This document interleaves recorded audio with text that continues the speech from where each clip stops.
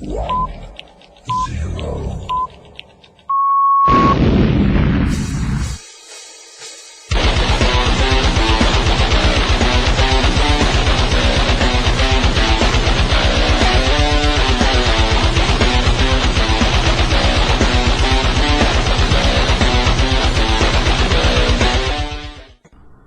Greetings, fellow barbarians. It is I, Alan Odinson, and you are listening to the Barbarian Lounge podcast.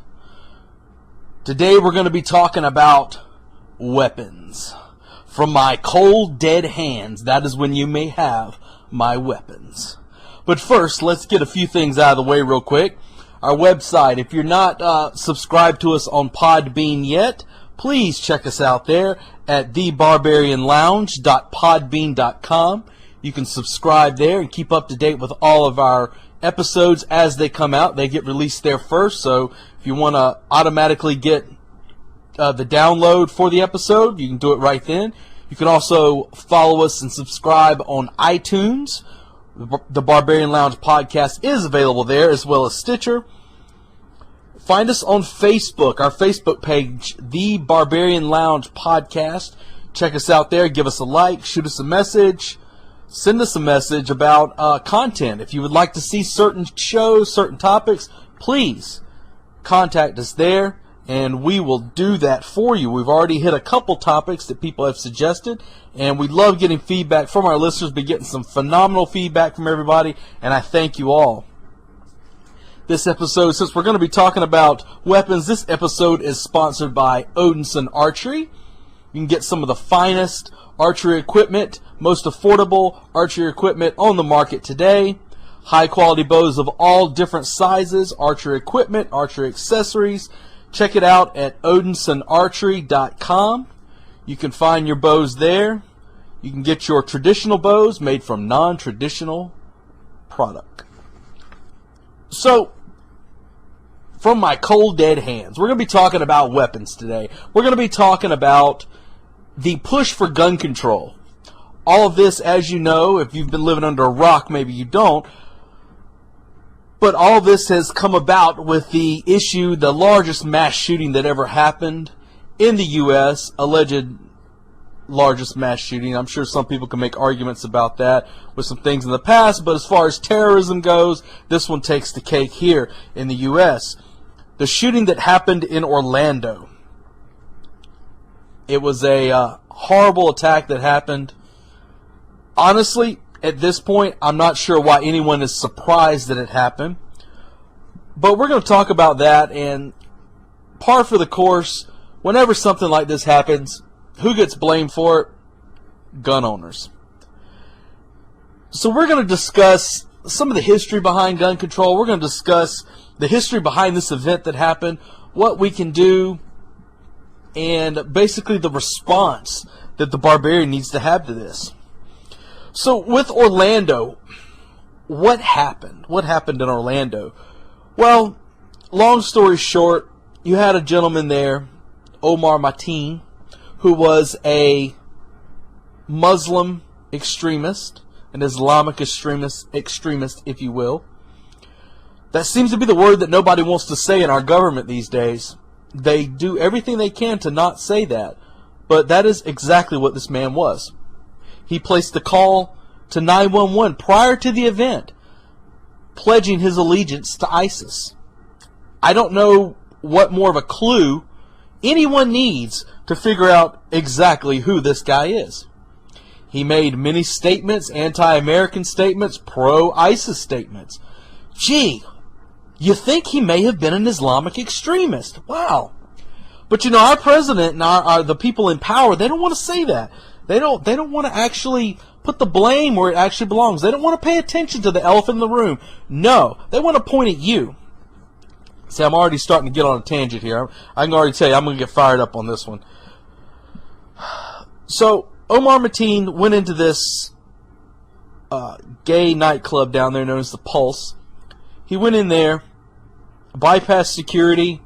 However, I don't know. I think it's unclear right now whether or not he walked in with the gun in hand, had it concealed, whether security bolted when they see him. Most of these places have unarmed security, And from my understanding, their security that night, I know that there was a female on duty.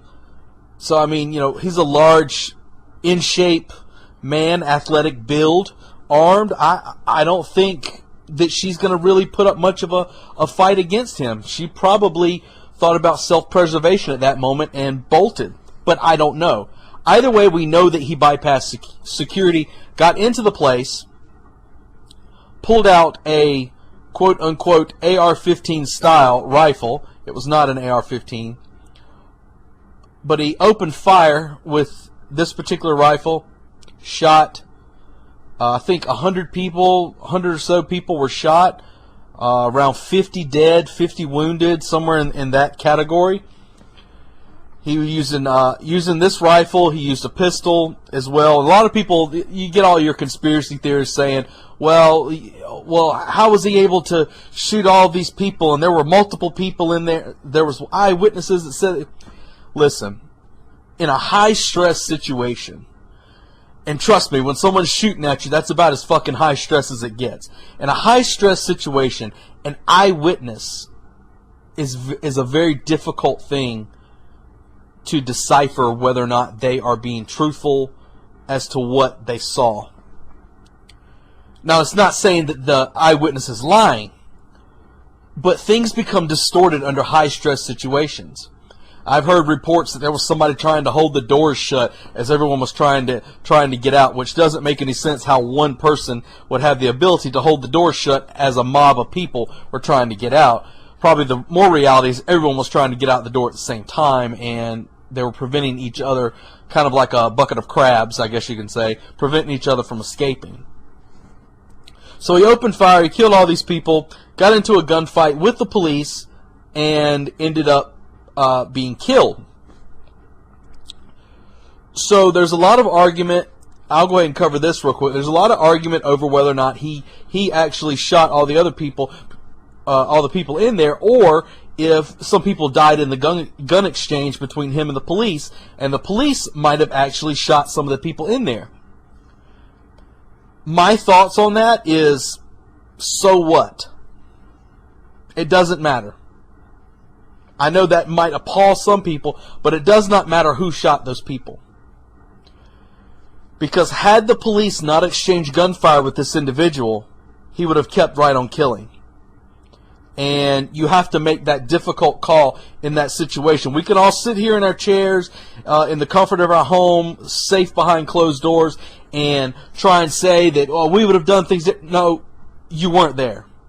You cannot make assumptions about how shit should have been handled if you're not there or have never been in that sort of situation before, whether it be in real life or in a training scenario. Most people that have opinions on this have not ever put themselves in any sort of situation like that. So, after he killed all these people and he was killed, we see the government response come out. And the government response was, these horrible guns, these horrible assault weapons that he had possession of, actually is the biggest problem here. Yeah. So you tell me this, Mr. President.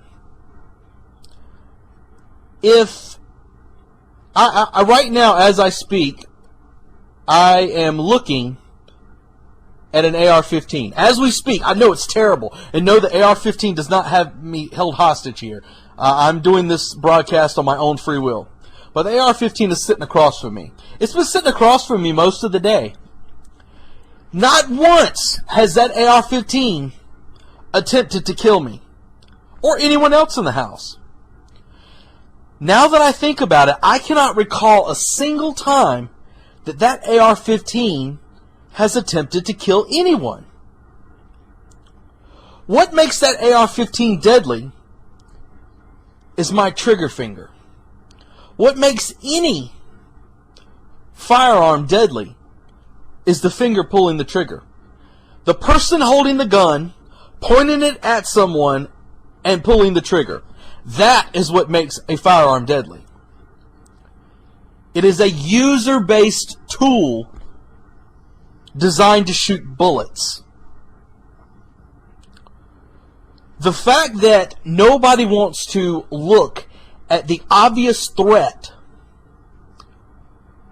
of Islamic extremism, the fact that no one wants to look at that and point at the elephant in the room is astounding to me.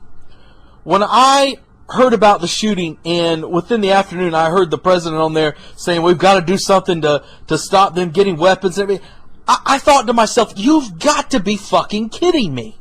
You've got to be kidding me. Tell me something, Mr. President. On 9/11, how many guns were used to bring down those buildings and kill all those people? How many guns were used? You know what they used? They used fucking box cutters and an airplane. Did we ban box cutters? Did we ban airplanes? Did we ban Muslims on flights? No, none of those things happened. We blame the people who committed those acts. When Timothy McVeigh blew up the buildings at Oklahoma City, how many guns did he use to do it? He used fertilizer, gasoline, and probably a fucking match. I don't know. But I know that was basically a fertilizer bomb the guy used. No guns. Who did we blame? We blamed Timothy McVeigh. There's a lot of arguments about that. If you've never seen the movie A Noble Lie, I'll throw that out there. Go ahead and check that out. But in such instances, we don't see the blaming of the object used. We see the blaming of the people. When a person commits a hit and run with their vehicle, who do we blame? Do we blame the vehicle? No, we blame the person driving. So what is the difference with a person armed with a firearm committing a crime, an act of murder? What is the difference in them using a gun as opposed to using a box cutter and airplane? Using fertilizer and gasoline? Using a car? What is the difference? There is no difference. There's no difference at all. Not in the least bit. The whole thing is, if you've listened to my episode where I talked about manufacturing consent and engineering consent, that is what they're doing here. This is the engineering of consent. They're trying to create this illusion that firearms are not the problem. Personally, I'm amazed they even said that it was terrorism so quick.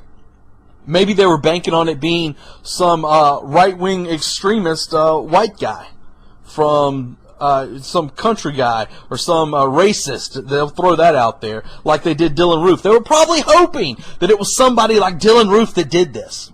Hell, when Dylan Roof shot those people in the church here in Charleston, who did they blame? They pointed at guns a little bit, but for the most part, they said it was this racist, and then they blamed the fucking flag. So, right off the bat, we see the game here. We see what they're aiming at. They're aiming at firearms. So now they've said, let's come up with a response to this. All we're hearing is gun control, gun control. They're trying to push this bullshit assault weapons ban that I had to put up with in the 90s, that I saw what happened with that, with Mr. Bill Clinton. So they're trying to push new laws now. They're trying to push, mainly, there's a couple, but the main two they're trying to push is that if you're on the terrorist watch list, also known as the no-fly list, you cannot own a firearm. And they're wanting to expand the background checks to close up any sort of private sales and gun show loophole, all that bullshit. Well, let's talk real quick about Omar Mateen. Did he buy his guns illegally? No, he did not. Matter of fact, Omar Mateen passed a background check. He went a step further and passed an FBI background check that goes even deeper because he was contracted out through a security company working with Homeland Security. Let me tell you something. When I worked in nuclear security, I went through such an exam, such a vetting process. And let me tell you, if you've got bad credit, they will not hire you. So you're telling me there's something else we could have done here? No, there's nothing else you could have done as far as a background check system goes. This guy was squeaky clean. But yet they say we need to do something about this gun show loophole. What sense does that make? So, let's talk real quick. I'm sure people have heard those two things they're trying to pass on the news, and they said to themselves, well, man, I mean, that's common sense, right? How often have we heard that? That's a buzzword, common sense. They say we need common sense measures. What they're trying to imply is that if you do not believe in these methods, you have no common sense. It's wordplay. Words do mean things. So, the terror watch list. What's wrong with the terror watch list? After all, if a guy is on the terror watch list, why should he be allowed to own a gun? That's a good question. Well, tell me this. If a guy is on a terror watch list and he's not allowed to fly, I'm going to quote my buddy Matt Winklejohn from Resist the Tyranny. If a guy is on the terror watch list and he's not allowed to fly, why is he not in jail? Any answers? Why is he not in jail? He's obviously a terrorist because you have him on this list. Why is he not in jail? So, with the terror watch list, what they do is they have, I guess somewhere in the Homeland Security Department, I'm not sure which department covers this, but I believe they have this little magic 8 ball. And the magic 8 ball is sat in an office, and it's full of names. And what they do is they shake the magic 8 ball, and they say, should this person be on the terror watch list? And they look, and if your name comes up, they put you on the terror watch list. Well, no, that's not exactly how it happens, but it's about the same thing. Basically, if they want to just put you on the terror watch list, there's no conviction, there's no crime has to be committed, no nothing. They just decide to put you on the terror watch list / no-fly list. And you do not find out until you go and try and get on an airplane. So, people say, well, why don't we just have some oversight on this? That's a good question. Why don't they have some oversight on this? That's a very good question. But they don't. And they're not wanting oversight right now. They're just wanting to put people on the terror watch list. So you could fucking post something on Facebook. Something on Facebook that says, something that could be construed as a terrorist act. Sometimes people talk shit on Facebook, don't realize it. Or hell, even something simple could be construed as domestic terrorism. If you look up the definition for domestic terrorism, it is shocking at all the things that are considered that way. You could say something anti-government, and they could put you on that list. Remember a while back, the IRS was targeting conservatives and Christian groups, and for audits. No list, no nothing. They just decided to do it. What makes this list any different? This eradicates any form of due process, no trial, no nothing. You're a terrorist. So you go, if you've never called in a firearms for a background check, let me tell you how it goes down. Because I used to do this as well. Basically, you give your FFL information and you give him all the information on the individual that is listed on the form. And when you give that information to the FBI, they do an instant background check. On that background check, all they do is come back. They don't ask. I know a lot of people say they can get guns there. They don't even ask you what firearm that they're purchasing. They ask you for a long gun or a handgun. One of those two things. They don't ask make, model, serial number, none of that. So all of you conspiracy theorist people that think that they get a list, that they put you on some sort of list whenever you buy a handgun from a gun shop. No, they don't.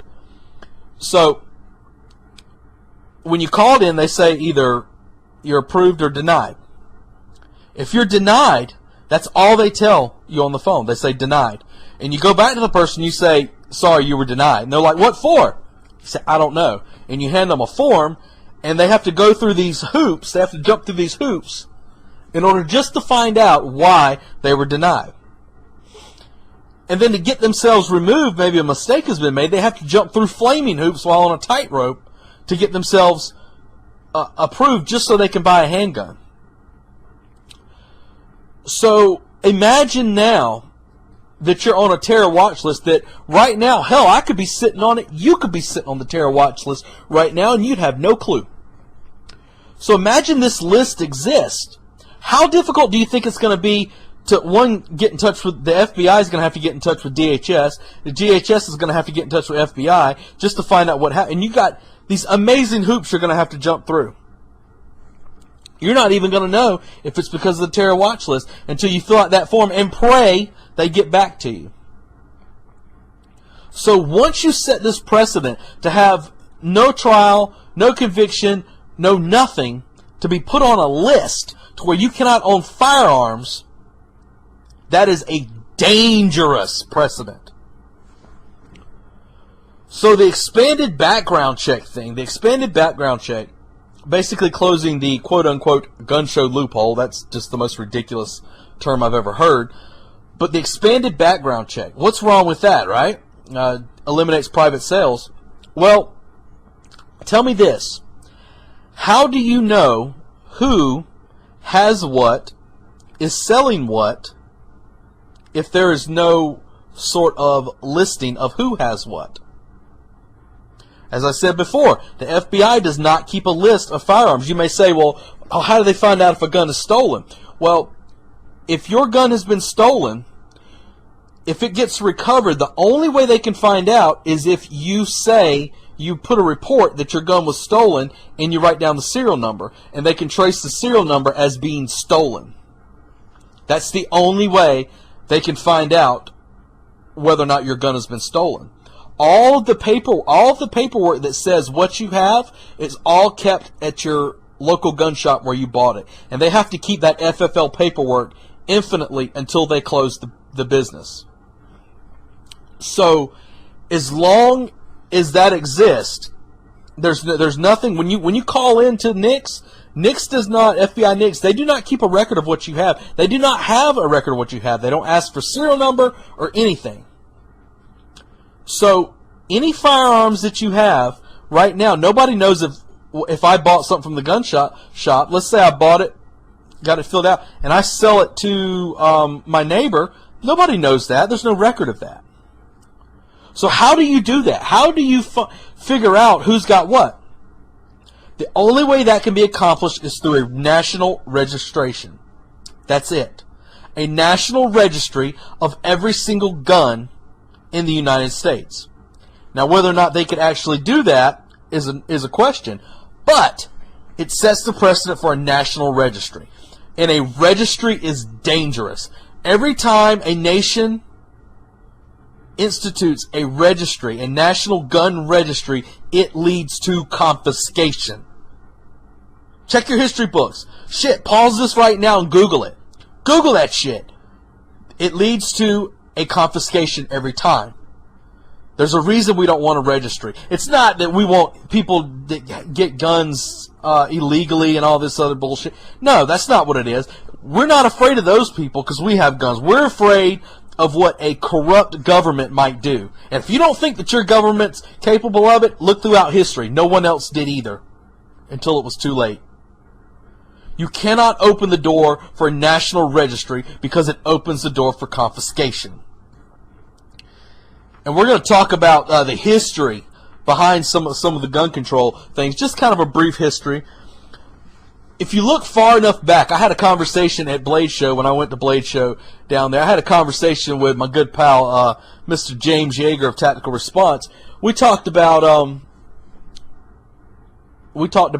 the first sort of gun control was actually bow control.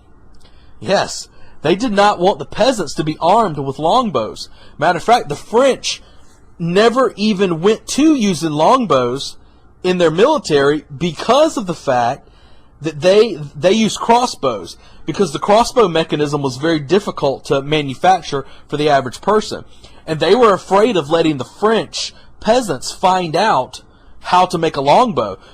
Because if the peasants had the ability to be armed with a longbow, then they could possibly arm themselves and overthrow their corrupt government at the time.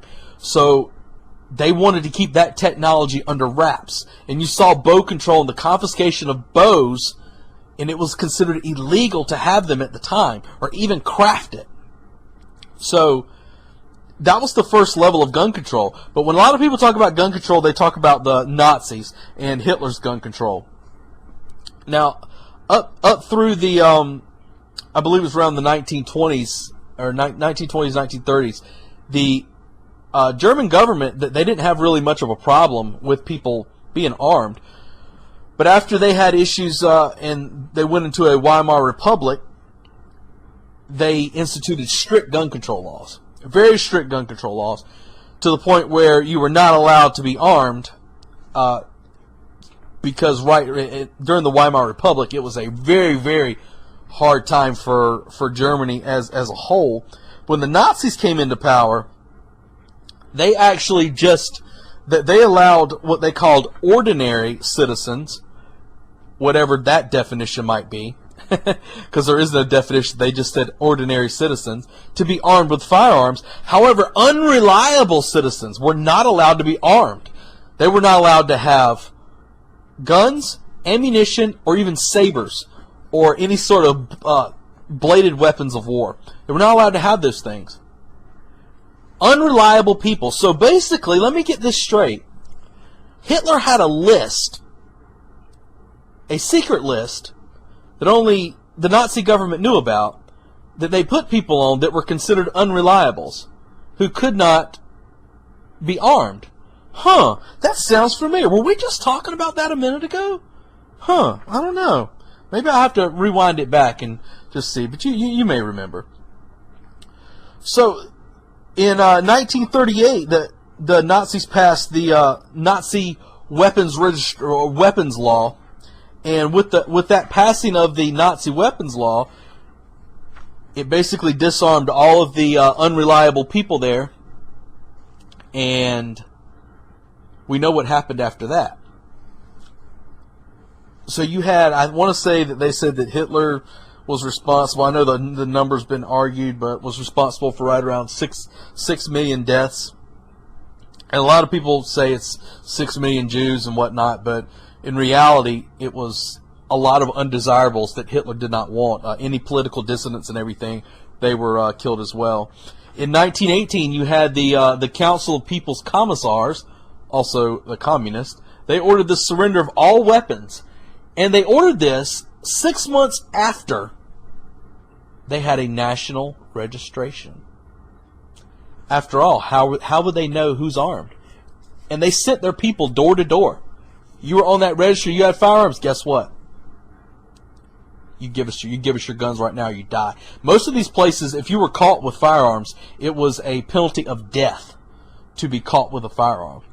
Stalin disarmed all of his political enemies, all of the enemies that were against Stalin, his regime. I know that the Allies, he was on our side. Stalin was worse than Hitler. I think Stalin was responsible for around 40 million deaths. But once Stalin disarmed all of his people that were against him, guess what? Genocide. You had Mao Zedong. Oh, Mao Zedong, the king of mass murderers. 65 million total dead. Disarmed the population before he killed everyone. You see, tyrants like to see you disarmed. Because once you become disarmed, guess who's armed? Guess who has the weapons then? Guess who has the weapons then? The government does. And that's the whole reason the Second Amendment was put in. Was to prevent the government from becoming too powerful. And I know people don't like to hear that. But it wasn't about hunting. It wasn't about sports shooting. It wasn't about collecting. It was for fighting for your rights. That's what the Second Amendment was all about. Then you got the Roman Empire. The Roman Empire, man, during those times, the Roman Empire was disarming barbarian clans all throughout the area. They would go through, they disarm them, take them as slaves. The ones that didn't want to be slaves would put up resistance. They were killed. So you saw that coming from the Romans. They wiped out these tribes as their empire was expanding. If we go back to the American Revolution, what sparked off the American Revolution? The British came for the guns. That's what set it off. The American colonists were putting up with a lot of shit from the British for a long time. But when they came for the guns, they knew They knew what was coming, and that's when they decided to stand their ground. That's the line in the sand. And even this day, the line in the sand right now is taking the guns. For a lot of people. Some people are vocal about it, some people are quiet, but I assure you, the line in the sand is the taking of the firearms of the American people. If we look at modern instances right now of gun control, look what's happened in over in the UK. People say, well, their gun crime is lower than ever. Yeah, it is. Their gun crime is very low. However, violent crime has went up. They banned guns a while back. Now they've got a thing where they're trying to ban knives because guess what happens? If people want to kill people and rob people, they figure out a way to do it. They've been doing it since man learned how to pick up a damn rock off the ground. So overseas now, they're like, save a life, turn in your knife. It's the same bullshit we see here where they're trying to take guns. Now overseas, in the UK, they're having a massive stabbing epidemic. People being attacked with blades. So the violent crime, yes, that's one of the things people use. People always point to the UK. Well, their gun crime is down. Yeah, but their violent crime is up right now. Higher than it's ever been. Look at Australia. Australia instituted a registry after they had a guy commit a mass shooting there. They instituted a registry, and everybody said, well, I guess that's not too bad. A few years later, guess what happened? Confiscation. And now Australia faces an unbelievable rise in violent crime. Or even with criminals with guns. Because here's the thing. This is going to shock you. I know. You listening? I mean, listen really close. This is going to shock the hell out of you right now. Criminals do not turn in their guns. They don't. That's why they're criminals. They don't follow the law. So when you give up, law-abiding citizens give up their guns, guess who stays armed? The government and the criminals. So once you put yourself in this situation to be disarmed, you are now dependent. You're a pet. You have to be a pet for the system forever. There's no sort of self-sufficiency when it comes to protecting yourself. This is why right now, my company, Odinson Archery, we've been selling bows like crazy overseas to areas like the UK where people are disarmed because they're having this mass migration. If you want to call it migration, fuck it, it's not migration, it's invasion. Mass invasion of Muslims, military-aged extremists. If you talk, I've got a friend who does a lot of work with the people in Syria, and he knows all about the Syria stuff. It's crazy. But he talks to people over there in Syria. The people who we're supposed to be trying to free and all this stuff. And the Syrian people, the actual citizens there, say that we're crazy to be letting these refugees in because they're not refugees, they're jihadis. That's what these people will tell you. They tell you, he talks to them all the time. They tell him, look, man, you guys are crazy. These are jihadis. So I'm getting all these people over there in the UK, Germany, Spain, Denmark, Sweden. All these places are ordering bows by the number and arrows. Because by God, if they can't shoot a bullet at them, they're going to shoot a fucking arrow into them. Because everybody has that right. You have the right to self-defense. You have the right to protect your life. No matter what the government tries to tell you, they try and tell you, oh, we'll take care of that for you, and just call us if anything happens. Let me tell you something. When you call the cops, let me tell you what they're there for. They're there to show up typically after it's over with. They're there to write the report. They're there to write down the names of the people that are dead. Their response time is just not going to beat the response time of somebody who's already in-house armed. That guy, when he walked into the Pulse, if one person would have been there with a gun, it would not have been a massacre. It would have been a gunfight. That's the difference. One person with a gun changes a massacre into a gunfight. Completely changes the dynamic. And that's just your average person. Imagine if that person would have been trained. Imagine if that person would have had some level of training. They've been trained in medical, and they've done active shooter training and stuff, which is all available to the public right now. If you're not taking any of that stuff, you're fucking crazy. It's all available to the public right now. What if that person would have been trained? Oh, well, he had body armor on. First off, that hasn't been proven. Second of all, the media messes up a lot of times when they report somebody having body armor because they see a regular Molly vest, which is just your webbing vest. If a guy's wearing a vest, they go, he had body armor on. They made the same mistake with James Holmes. When Holmes walked into the theater and started shooting people, they said he had body armor. When they showed the listing of all the stuff he had on him, they listed the quote-unquote body armor. I searched it. It was a mesh Molly vest, Molly webbing vest. So don't believe the media on that. But even if they did, trained people are trained to keep shooting until the threat stops.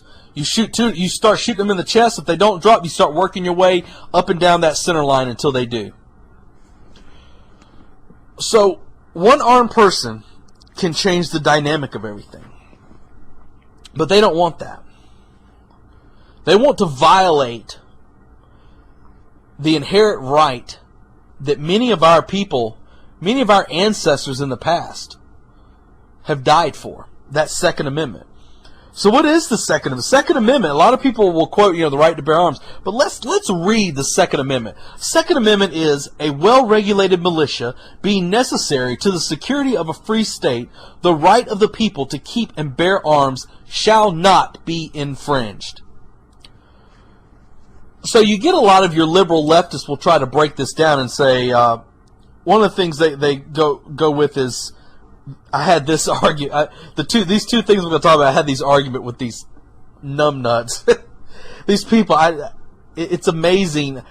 They will ride a lie like it's a sinking ship and just stand firm on the mast and ride it right to the bottom of the ocean. It's crazy. One of the things they say is, well, this was written about muskets. When I read the Second Amendment, I see nothing about muskets. Now, in the concept of when this was written, they wrote this. The musket at that time was the highest level of technology in firearms at that moment. The musket that the citizen used is the same musket, sometimes even better. I know the American colonists had very good muskets. Most of the British muskets were smoothbore, and you started seeing the American colonists actually using rifled rounds, which is actually, if you don't know what rifling is, it's a swirl inside the barrel.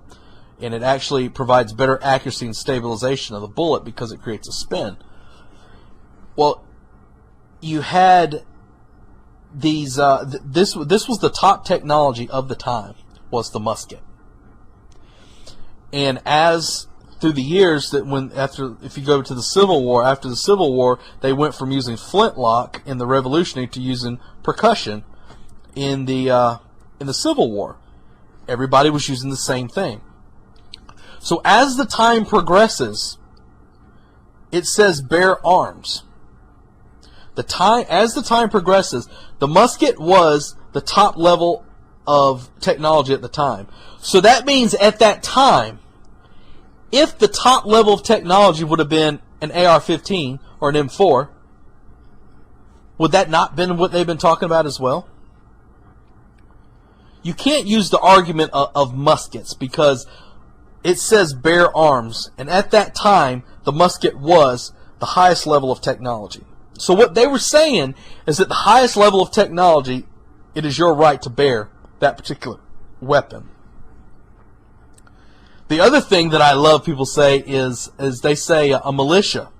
They get into the whole thing about a militia. Well, you have to be in a militia. You have to be the militia in order to be armed. They'll use that argument. And a lot of people will say that's the National Guard. No, the National Guard is not the militia. Let's read the definition of a militia. Militia is a military force raised from civilian population to supplement a regular army, or any able-bodied civilian eligible for military service. It's not the National Guard. Yes, the National Guard is a civilian soldier, but the National Guard is an element of the military. That's not what the militia is. The militia is the civilians. It was the civilians at the time. Whenever they raised a militia, whenever they brought a militia into the battlefield, it was the citizens. It was you. It was me. It was your neighbors. Everybody grabbed their guns and they went to defend their town, their city, whatever it may be. So I had this I didn't have it. I started having this ridiculous argument with this guy about militia, and he's like, well, you become the militia once you do it. No, the militia is the citizenry. It's always been the citizenry. If you look up a history of militias throughout time, it's always been the citizens who've joined together. And I'm hoping pretty soon to have on the show, I'm going to have my friend Matt Winklejohn of Resist the Tyranny. He's been involved with the militia. I think he might be with Arizona Militia right now. I'm not 100% sure, but he'll correct me on that if I'm wrong. But he's been involved with these groups for a long time. And in my younger days, my father, who's passed on, was involved with the militia group, local militia groups in the area as well. And militias get this horrible reputation for being a bunch of hillbillies that run around playing soldier. It's not true. Most militias are very well trained, and there are some doofuses in the group, but for the most part, the militia is very well trained. They're there to help the citizenry, and they've gotten a bad rep over the years. And I think that has something to do with engineering consent as well. So many people may ask themselves, after all this happened, they say to themselves, well, why does the government want my guns? Why would they want my guns? I mean, what's it hurting them for me to be armed? The main thing comes back, and this is historical, you can look this up, it goes back to control. A disarmed population is a controlled population. The sign of a free man was an armed man. Whenever a gladiator would be competing back in the days of Rome, when a gladiator would compete in the games and he would earn enough to become a free man, the first thing they give him was a sword. That hasn't changed. Because being an armed individual makes you a free man. Slaves were not armed. Slaves have never been armed. After the Civil War, a lot of people don't like to hear this either, but the Democratic Party was actually, as the founder of the KKK, yes, the Democratic Party founded the KKK. The Democratic Party wanted the African American slaves to be disarmed. They wanted them disarmed because they allowed the KKK to, do what the KKK does. Living in the South, boy, I've seen my share of that shit. But you had the Republican Party that actually pushed to have gun laws enacted that allow the blacks to arm themselves. So it's funny, the Democratic Party still seems to be pulling the same shit of not wanting people to be armed, not wanting free men to be armed. They have a history of that sort of thing. Also, a disarmed population is a dependent population. If you're disarmed, you now have to depend on someone to take care of you. And as long as someone's there to take care of you, you are a pet. You're nothing more than a pet to the system. They want you to have to call the cops. They want you to be victims. Because if you live a life as a victim, goes right back to the top again, you're easily controlled. Victims are easily controlled because they feel they have no power. This is why it makes me so happy when I get orders overseas to my brothers and sisters over in the UK and that Europe area right now. I love seeing it because I just pray that one day one of these extremist yahoos goes to do something horrible over there, and it's one of my guys with a bow that puts an arrow into him. So some people say, well, if they had this registration, how would they go about confiscating these guns anyway? Well, in the past they've gone door to door, and people will say, we all love our military here. I have many military brethren which I love greatly, and law enforcement as well.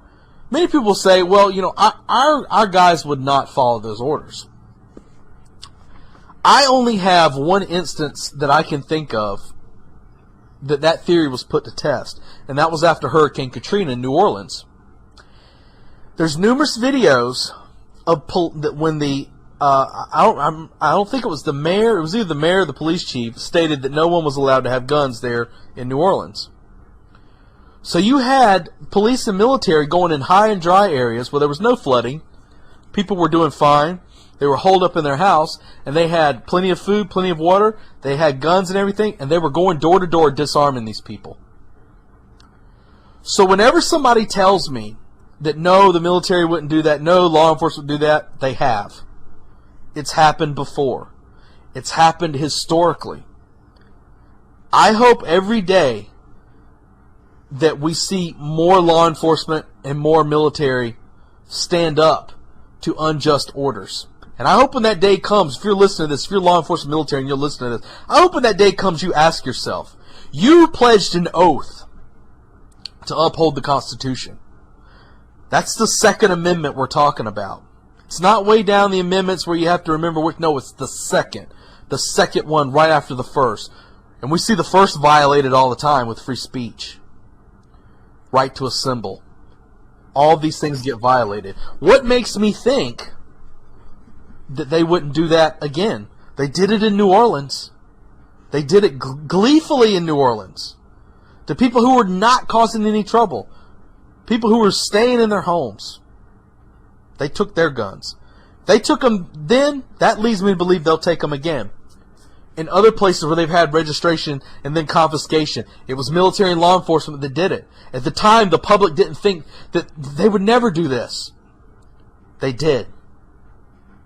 So if we do not want to put our military and law enforcement in jeopardy, because when that day comes that they decide to go for the guns, it's not going to be a good day for anybody. In order to put them not in jeopardy, to ever have to worry about facing that moral dilemma, we have to fight these gun control measures before they even go through. You may see them go after ammunition. I've always wondered if they'd ever go after the ammunition. Because they say, well, you got the right to keep and bear arms, but that doesn't say anything about ammunition. It's always a possibility. We've seen ammo shortages. It's still very difficult to find .22 ammunition. But as I said before, free men are armed men. It's always been the case throughout history.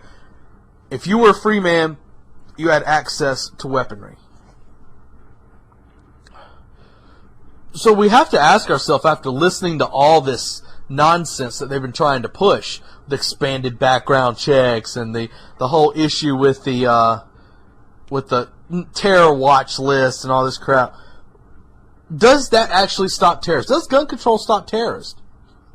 Well, as I said before, 9/11 didn't stop them. The Orlando shooter passed every single background check that was possibly available. That didn't stop him.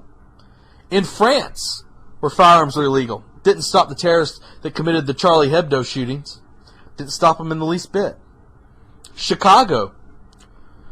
Gangs running wild in Chicago, New York, places like that. Some of the strictest gun control in the nation. Hasn't stopped them. More deaths in Chicago. People get all upset about Black Lives Matter and cops shooting people, but they don't bat an eyelash to 60 dead on a weekend in Chicago. When the Tokyo subway attacked in 2012, where that cult unleashed the sarin gas, that stopped them? No, they still managed to kill people. Oklahoma City still managed to kill people. No guns were used. So if terrorists want to commit acts of terror, they're going to find a way to do it. Let me take a sip of my Mitacon here. Oh, yeah. Keeps me going. So, what does stop terrorists? If gun control laws don't stop terrorists, what stops them? And I know people will say, well, you know, it wouldn't have been easy for him to do that if he hadn't had the gun. Bullshit. Bullshit, bullshit, bullshit. And history says you're full of shit. You've got to break loose. I know most of my listeners aren't like this, but when you talk to these people, you got to tell them, you've got to break loose from this conditioning. Their argument does not hold up to scrutiny. It just doesn't. So what does stop terrorists? Here's a news flash for you. The easiest way to stop a terrorist is to shoot them in the face. Shoot them right through the nose is one of the better spots. Yes, guns stop terrorists. People make I heard the argument when I said that if one guy in the club would have had a gun, it could have changed things. And people will make the argument with me. They'll say, well, all those people in there, innocent people would have got shot, blah, blah, blah. You can he said, she said it all you want to. Fact is, the guy had to reload numerous times. During that reload, guess what happens? You walk up, even if you're not a good shot, 3 feet away, you put a round right through his dome. It's over. So, I tell these people who say, well, you know, a guy with gun wouldn't have helped. I tell these people, well, guess who ended up stopping this terrorist? Guys with guns. That's where this whole liberal logic doesn't hold up. Because they'll say, I'm anti-gun and I don't believe in guns, but as soon as something bad happens, guess who they call? Guys in blue uniforms with guns.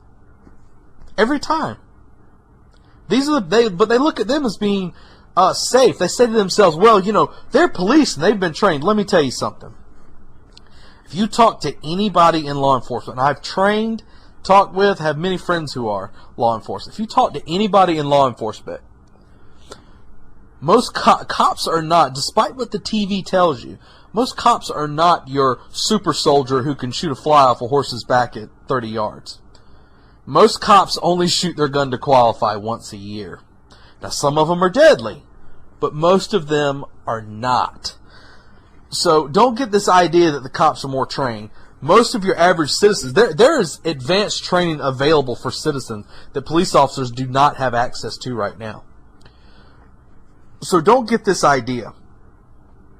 Another thing that stops your terrorists are people who fight back, just in general. One of the guy, I want to have him on the show eventually too, the founder of Libre knife fighting, Scott Babb. He put a thing on his website where he was talking about, he was all upset about everything that happened, and you know he's a blade guy. He's not a shooter. He's a blade guy. And he said to make himself feel better, he went and taught a class. He brought body armor and a trainer M4 to the class and taught everybody for like 2 hours how to use a knife to defeat body armor with a guy with a gun and basically cut him to pieces and kill him quickly. That's the type of mindset you need to have. You need to learn methods of surviving an active shooter event. There really comes a point where, I've heard James Yeager talk about this as well, when in his active shooter series, which if you haven't watched that, it's on YouTube, I advise you to check it out, where he says you have a choice in many of these instances. You can die, or you can be a dead hero or an alive hero, I guess you can say. A dead hero and an alive hero. The alive hero is someone who manages to maybe help other people, get them out of there. Or the dead hero is someone who maybe charges the attacker. You can live or be a dead hero, I guess you can say, even if you take the live hero out. A dead hero, or you can live. For most people, they don't think about being a hero. But that's one of the problems in this world, too. Most people aren't willing to die for something other than themselves. It's always been a big issue. So you need to have a mindset to you that you're willing to fight. Get trained. Arm yourself. If you don't have a gun, take some classes. Most people go to the range and they shoot and they say, well, you know, I know how to shoot. No, that's not training. That's practice. You need to go get training. Training with a verifiable, a very good school that's out there. Yes, it's going to cost you some money, but don't buy. Put a little bit back, and that's what I'm trying to do. That I've been doing for a while now, actually, is just put a little bit of money back and try and get to at least one class a year if you can. And get that advanced training. Like I said, there's training available that is 10 times better than what our law enforcement is getting for your average citizens. By all means, carry your gun. Carry your gun. If you zoned me out 50 minutes ago, if you zoned me out and you're only hearing this part, carry your gun. Arm yourself. If you have a gun, carry it. I know tons of people, I've taught the concealed weapons permit classes. I know tons of people who have a concealed weapons permit that do not carry their gun. Why do you even have the permit? Why do you even have the permit if you're not going to carry the gun? Carry your gun. Be the person there. You do not want to put yourself in a situation to where you need your gun and you don't have it. That's the worst thing you could possibly do. And that's actually going to segue right into our video of the week. Our video of the week is going to be a testimony from a lady named Susanna Gratia Hupp is her name. She survived the Luby shooting in 1991, where a guy named George Hennard, I think that was his name, he shot 44 people, 24 people dead, including himself. Both of her parents were killed. And this guy walked in, he had 2 pistols, a Glock 17, a Ruger P89, and shot the place up, drove his truck right through the front of the building, and just started killing people. This is her testimony here. And I want you to listen to this testimony and really think about everything I've talked about here. Because even though we've been talking the issue in Orlando, this could happen anywhere. Anywhere. Someone could just freak out one day, and it could be your day. And ask yourself, do you want to be this lady right here? Let me make sure that you understand I'm not here representing the NRA. I'm not even a member. Okay? Secondly, I'd like to say that in your opening statements, you commented specifically on my testimony, saying that basically it had nothing to do with this issue. And I had to chuckle because then I noticed you had Mr. Brady up here, who was hit not with an assault weapon but with a .22 caliber revolver. So getting beyond that, I didn't grow up in a house with guns. I don't hunt. I personally abhor hunting. But I was given a gun by a friend when I was 21 to carry in my purse for self-defense, and I was taught how to use it. A couple of years ago, my parents and I went to a cafeteria in Texas on a bright sunny day. We weren't in a dark alley where we weren't supposed to be. And as you all know the story, this madman drove his truck through the window, and he began shooting. Well, immediately, my father and I got down on the floor and put the table up in front of us. And this guy kept shooting. And you're thinking, what could it be? Is it a robbery? That's the first thing that generally comes to mind. And he keeps shooting. It took me a good 45 seconds to realize that this man wasn't there to commit a robbery. He wasn't there for a hit. He was there to simply shoot as many people as he possibly could. Now, I'd like to make something clear. I hear all this talk about how many bullets can go in a clip. I've been there. I can tell you it doesn't matter. It takes 1 second to switch out a clip. You can have 1 bullet or 100 bullets. It doesn't matter, guys. I've been there. He goes, dump, dump, just like that. That's not enough time to rush a man. I promise you. When I finally realized what was occurring, I thought, I got him. And I reached for my purse. He was maybe 12 feet away. You know, is it possible my gun could have jammed? Sure. Is it possible I could have missed? Sure. But I can tell you I've hit much smaller targets at much greater distances. But then I realized that a couple of months earlier I had made the stupidest decision of my life. I took my gun out of my purse and left it in my car. Because as you well know, in the state of Texas, it's sometimes a felony offense to carry a gun in this